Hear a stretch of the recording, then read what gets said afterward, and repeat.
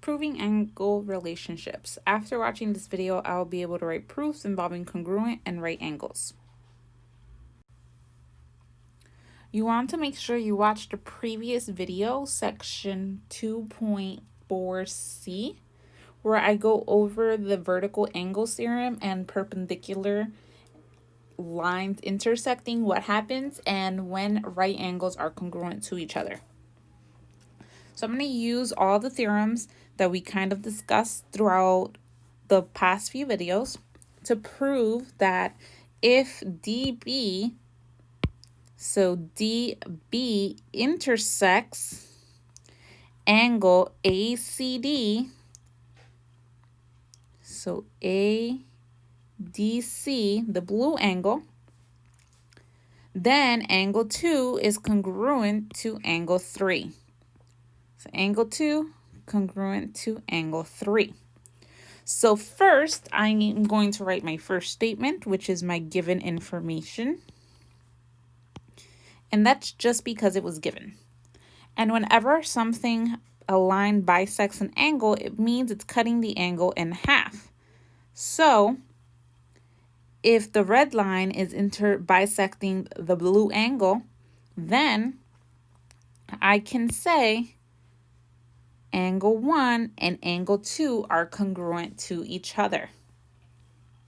And that's because of the definition of angle bisector. Then, based off the picture, I can say that angle 1 is congruent to angle 3 because of the vertical angles. Remember, vertical angles would be when two lines intersect. So 1 congruent to 3. Check. So I can also say that angle 3 is congruent to angle 1 because vertical angles are congruent to each other. So now I know that angle 1 is also congruent to angle 3. Now remember, your goal is to prove that angle 2 is congruent to angle 3. Well, I already have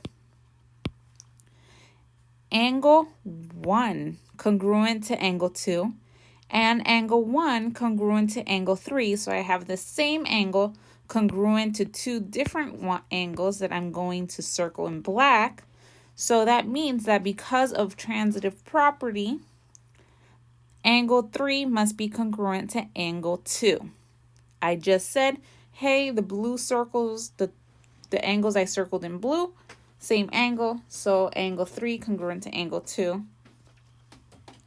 And then we want to have angle 2 on the left side, angle 3 on the right side. So we kind of have that. We just need to switch the order, and the symmetric property lets me switch the order. So now I have reached my goal. So I use the idea of the angle bisector and vertical angles to prove that to complete this proof.